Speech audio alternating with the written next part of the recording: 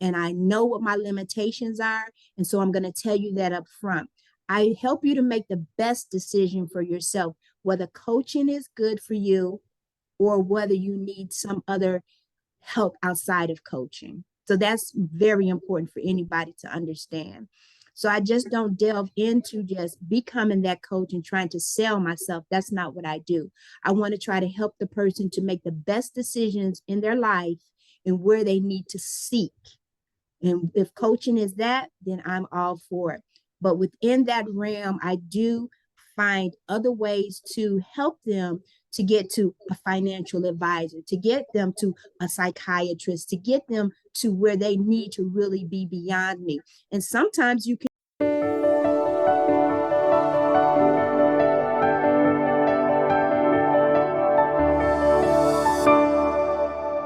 Hello, Andrea. Well, good evening by me. Good morning by you. How are you doing? Good morning. I am doing great. Absolutely wonderful. Thank you. Amazing. I appreciate your time that you give us your time today and go to offer us and share with us some great value about life coaching, around that. I know you help many people in that field. Today, especially, you'll think, maybe today that we have everything around us, maybe people actually will be in a better place. But I think that because we have so many options and because, we also give a lot more place for our feelings and things like that, the whole life coach business became like a really serious industry that I know a lot of good life coaches that really help people walk through challenges and find the gold that is in them. But I know you're deep in the field, and I would love to just dive right inside and like first before going to stories, like why do people hire a life coach? What does a life coach do? How can it help me? Okay. You know what, Yair? Let me start by telling you who I am. And that's what's most important is for anyone that is looking outside of themselves to get help or to get services, they need to find out who that person is that they're looking for. And so, first and foremost, what I like the world to know is that I am spirit. I have a soul and I live in a body. That's who I am. And that what comes along with that are the different titles and the different experiences and the different jobs that I might hold in regards to that. So the first thing that I do is I have a registered nurse licensure. I've been a nurse for 39 years and I help children and their families have nursing in the home so they don't have to be in the hospitals. They go home and they have different skill sets as trachs, G tubes, ventilators, lines that are their lifelines. And so for 39 years, I've had the pleasure and honor to being that person in their lives to help Wow, promote well-being and health in children. wow, That's the amazing. first thing. So outside of that, my career continued to blossom. I'm a staff educator. I educate nurses now on the other end to be the best nurse that they can be with helping them with skill sets, how to take care of trachs and vents and G tubes and things. And Yeah. not only that, do it with compassion and passion and know that on the other side of that, these are families that have been stricken with power taken away from them, the ability to take care of a child that is quote unquote normal for them, and they have chronic illnesses. So that has helped the world to mature in a way on how to serve the healthcare industry. Wow, that's so cool. And then beyond that, my spirit has just led me into becoming what is called a kingdom entrepreneur for me. I am a believer, and so I believe in that what I do is all for the glory of who I believe in. Okay. And so what I've done is that I've taken on classes, studies for almost 2 years now to get certified as a health and life coach. And what does that mean for me? I've taken my own experiences that health professionals couldn't help me with, such as anxiety, depression, panic attacks, things of that nature. And I've learned how to help myself first and foremost. And now, because I've learned how to do that, that incorporates your body, your spirit, and your soul, then I want to teach others and be a service to others in that area. So that's who and what and why I do what I do. Wow, it's so amazing. I'll start from what you said at the beginning. They're just saying that. we're a spiritual being having a human experience. So I really connect, to what you said over there.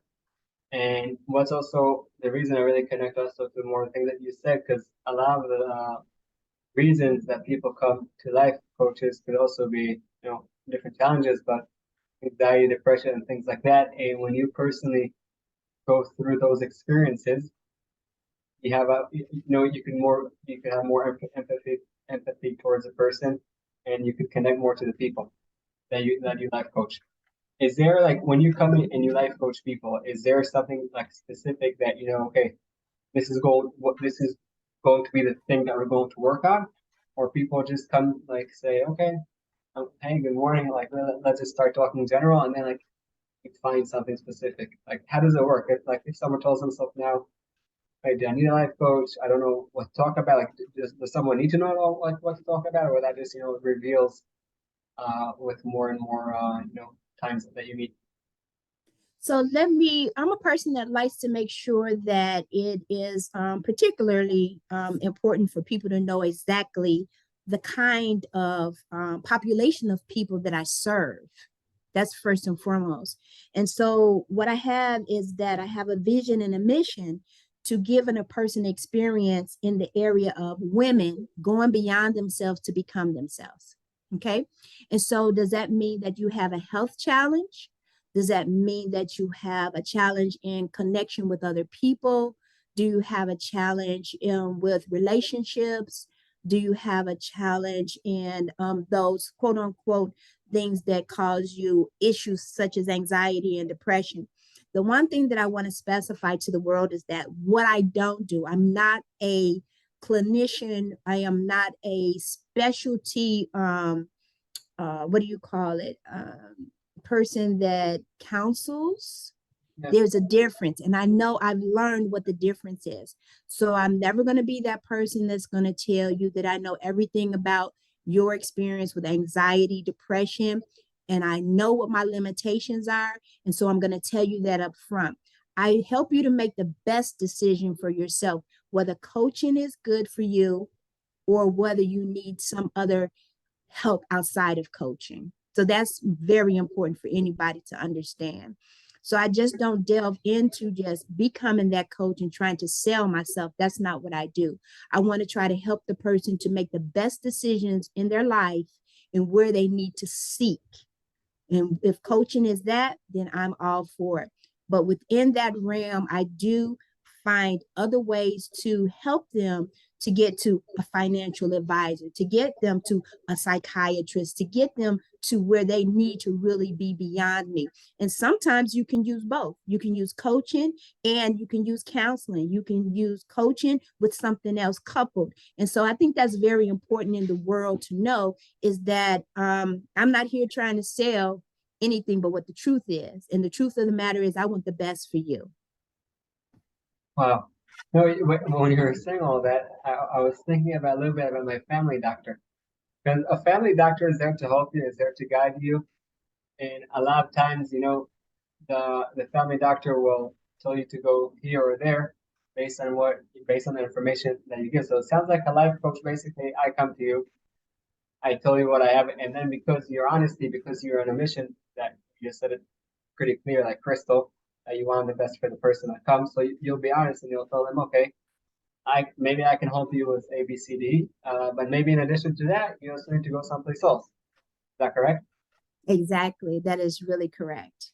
And so, what I've learned is that sometimes you want to make sure that that person that is sitting across from you is that ideal person to be able to coach. And sometimes it's not the ideal.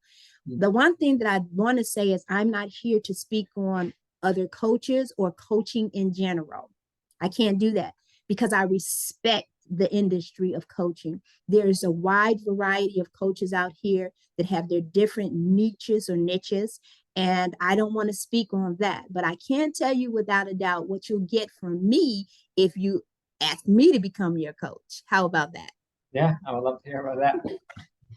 All I say, right. So in general, Andrea, you can't ever generalize like a whole field into one thing because each person is unique. Each person is a different soul. So I came to speak with you, and I'm sure that I know that there's a lot for people what to get from you. So I would love to hear about your experiences.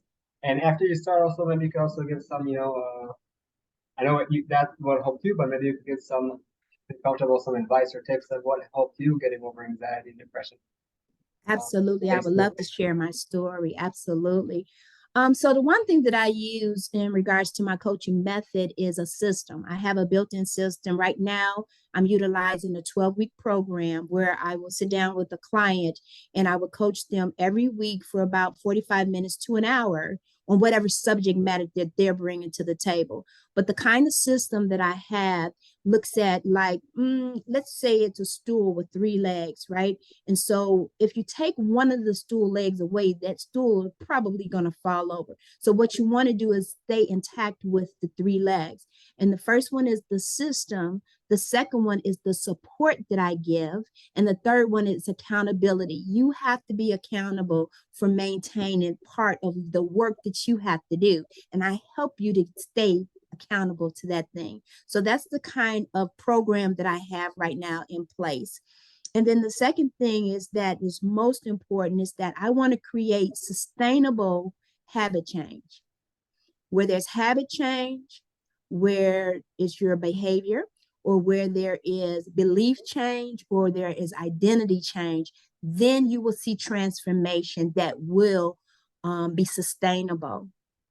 Outside of that, you can work on things that I've learned myself as an experienced person doing it myself, that you can work on things. But if you don't have the whole kit and caboodle that is going to help you propel to transformation in itself, then like we're already in movement makers talking about willpower. Well, willpower is just not good enough. You have other components that go along with willpower that you have to work on. And what I learned to do is not only for myself and others, is that to be non-judgmental is very important while you're going through a program with me. We're not here to judge anything. We're here to just excite some curiosity on the reasons why we might choose one thing or another. And so that pretty much in a nutshell is the program that I use that's been very successful, not only for the people that I coach, but for myself. It's what I've done myself and I've experienced it to be true. wow, so many important things that you mentioned over here. I think I'm not sure how people do it, but you said something about curiosity and no judgment. Did Mhm. you mean as a coach you need to have that, or you meant that the person that is coming to be coached needs to be curious and no judgment uh, for themselves? Both, both. I'm not here to judge you in any kind of way. I just want to be curious about why did you come to that decision? Why did you decide not to work on your action steps that week? Just curiosity. Let's talk about it. And you do the same for yourself. Because if you're going to judge yourself mentally, then that's not going to help your progress. And we want to help your progress. We want to stay mostly in the most positive mindset that we can while we're doing the coaching sessions. And so you're going to have good days and you're going to have bad days. And I go with the flow. If you were supposed to do X, Y, and Z last week and you come back to the table this week and you didn't, no problem. Let's talk about the challenges you had last week. And then if you did do them, then what we're going to do is move forward with some new information. So I try to go with the flow of what's happening in your life.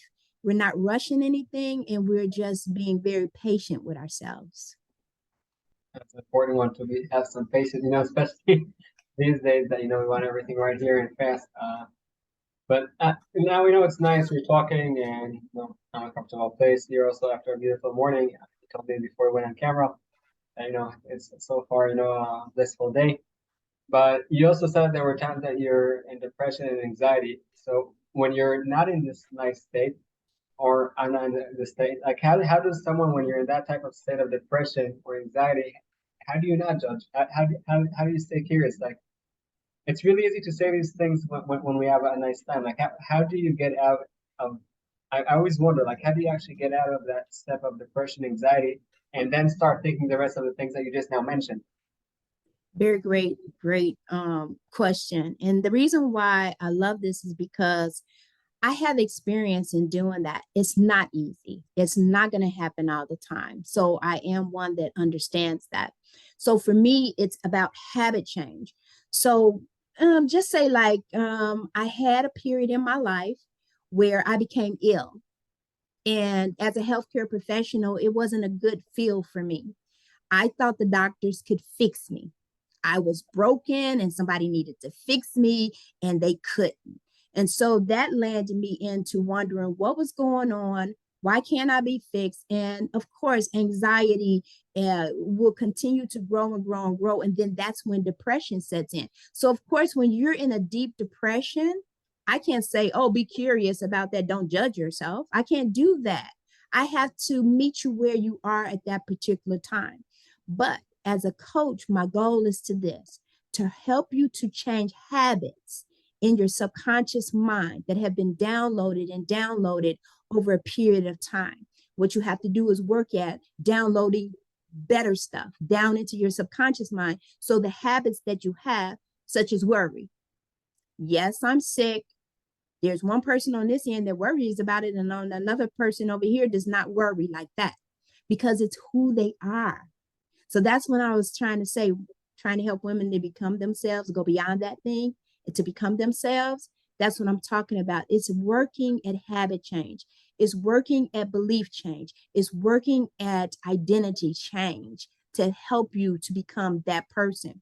People say you can't change a personality. You can absolutely change your personality. You're not stuck in who you used to be 20 years ago. You can become somebody else, but it takes work.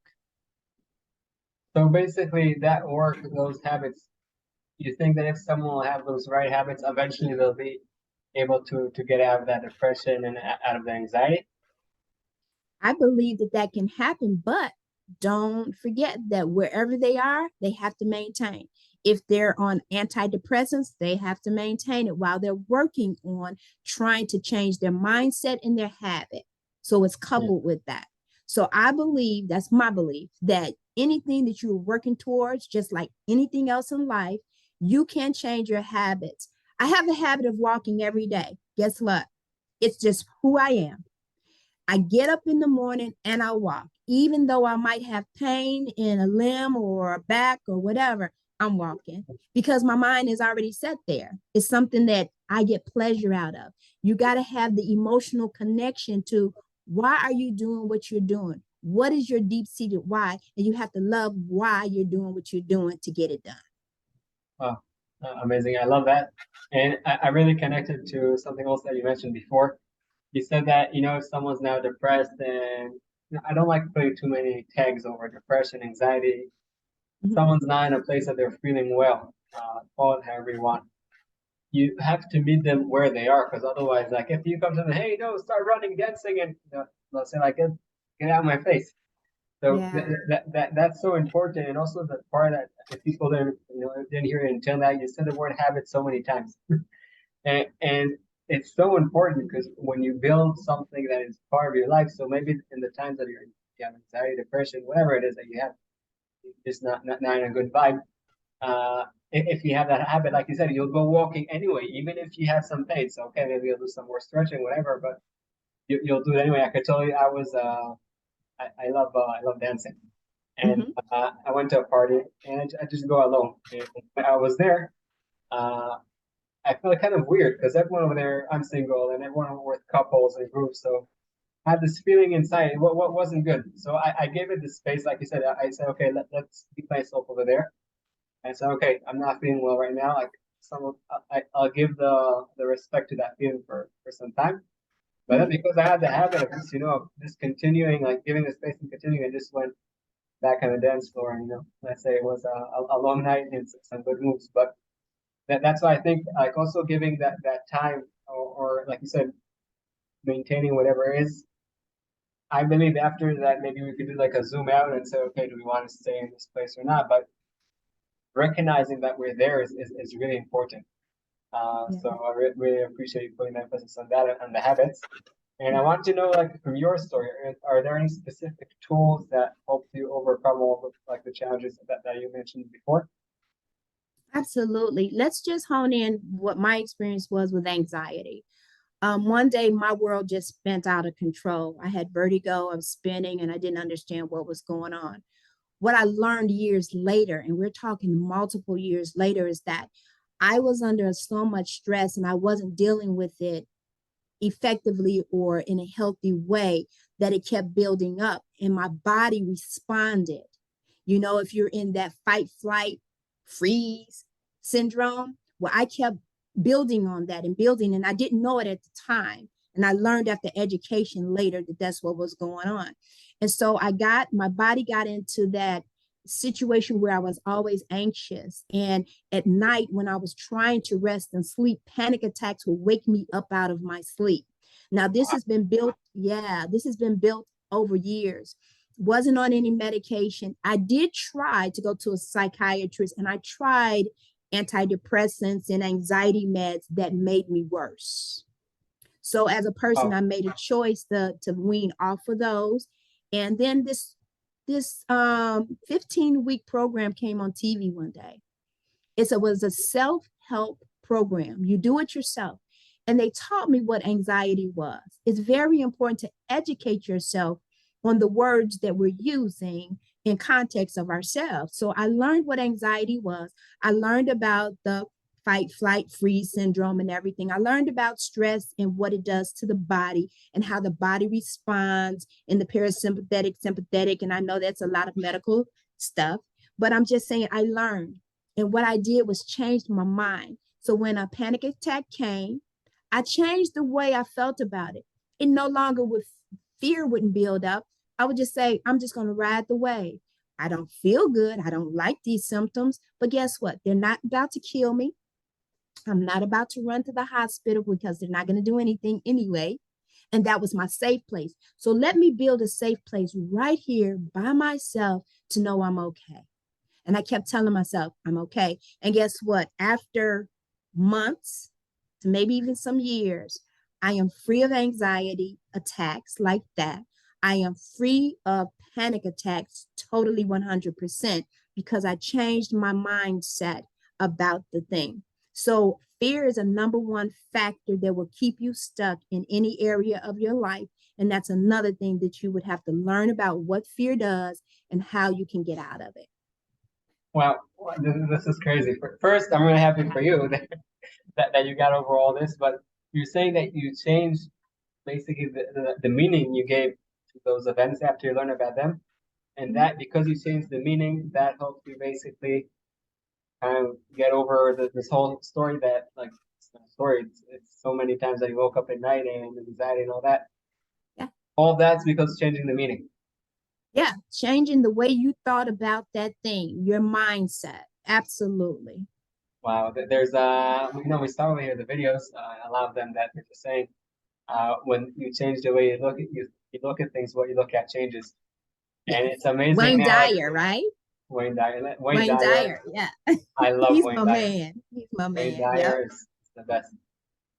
He's amazing. But also the what I said before was his, but and I'm really happy, that also I'm hearing it here also, on live that you went through it.